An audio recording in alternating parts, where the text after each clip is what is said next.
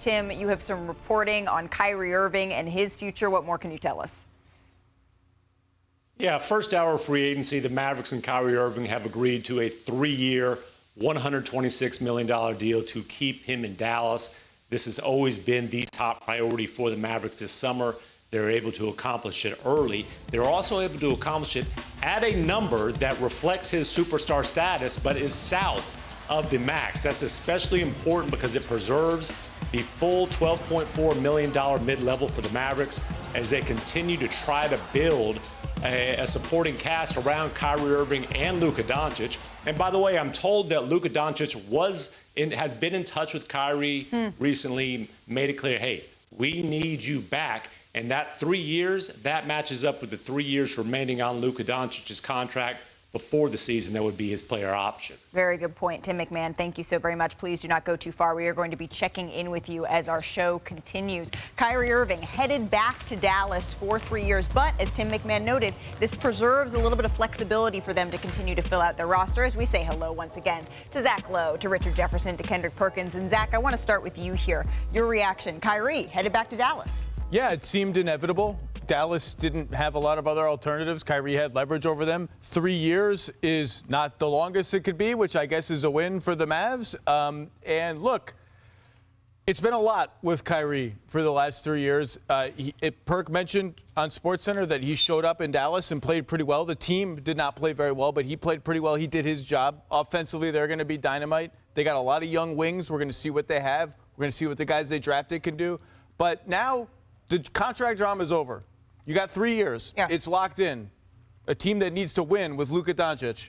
Now it's just time for all the drama to be done. Let's just play basketball. Let's just play basketball. Show me that we can actually do that, because it's been a while since there's been just sort of Kyrie Irving basketball player. And that's what the Mavericks are paying for. The drama's over for now. The contract drama anyway. And this is a team that has, again, counting on a lot of young guys around the Luka-Kyrie duo in a conference that's going to be stacked top to bottom with teams that are trying to win.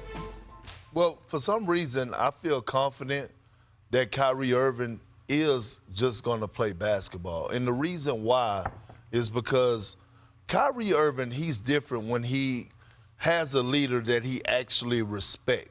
And when I think about Jason Kidd, I just think about Jay Kidd in particular, I think he is going to be the one to hold him accountable and be able to continue to get the best out of Kyrie. I can see them having an open relationship and being open and honest with each other, and I think we're going to see the best version of Kyrie Irving. Now, Luka Doncic, on the other hand, he should be satisfied. I think this was a great move for the Dallas Mavs in showing him that, hey, we're trying to make sure we add the pieces and keep superstar talent around you so, that he could be, come in and be the best version of himself as well. And you look at those numbers outside of his points per game, everything went up percentage-wise for Kyrie, and he was already elite in Brooklyn. So I think this is a win for both parties, right?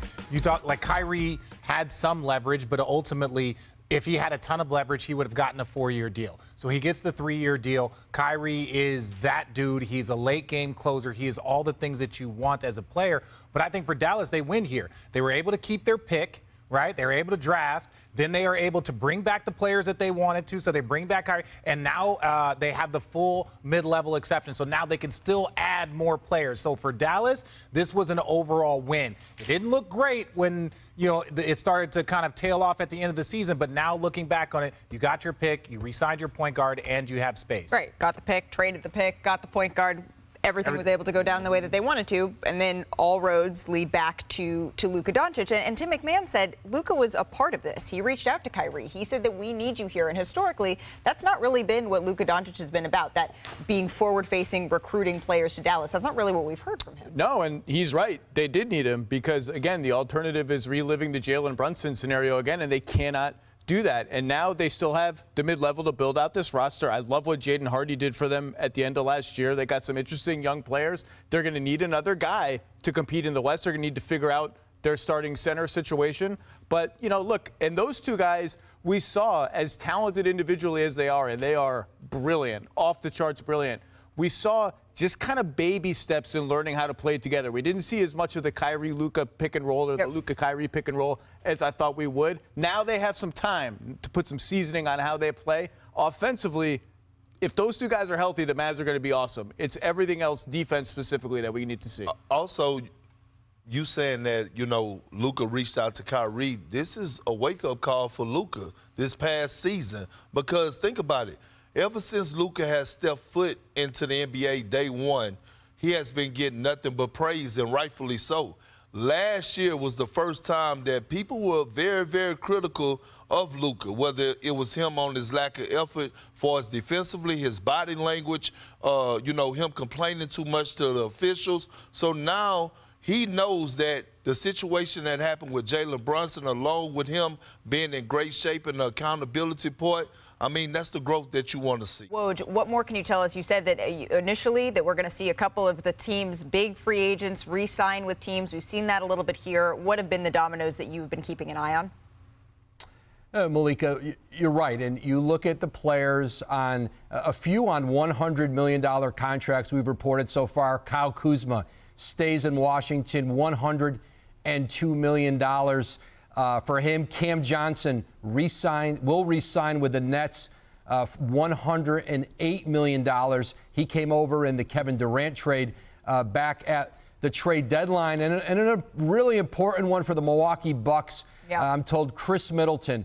3 years, $102 million. That'll include a player option to return to the Milwaukee Bucks. His agents with XL Sports got that done tonight with John Horst. And now Milwaukee turns its attention to Brook Lopez, who they very much want to re-sign. And then a story you and I both reported together, Malika.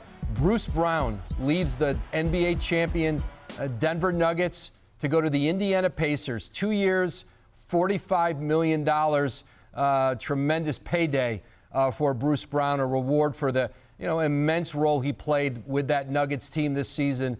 The number one bench scorer in the league in the playoffs. Woj, thank you so very much. There's certainly been a couple of moves thus far that have made me go, oh, my goodness, really? That's what's going on? Thank you so much for spending some time with us here on NBA Today.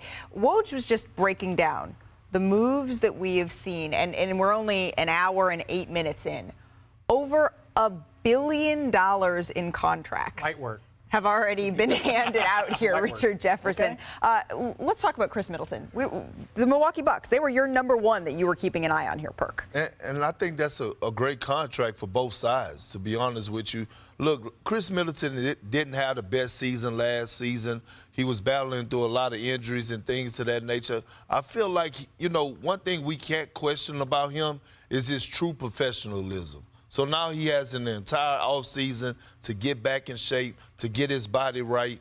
And now he has the security and knows that, the franchise continue to have that belief and trust in him and Giannis together as that, one of the best duos in the game.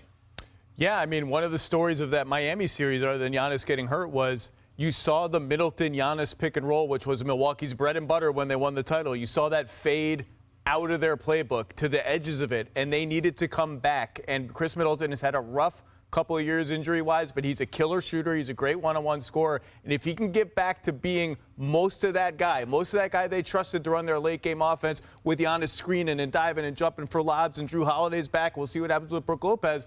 But step one to the Bucks being the Bucks again, and not the team that melted down against Miami, is Khris Middleton being Khris Middleton of 2 years ago or close to it. And this is, I think it's a good deal. He turned down $40 million. Yep. Locked in 3 years. The Bucks get a $10 million decrease in the salary. They have him locked up. I think it's a good deal for both sides.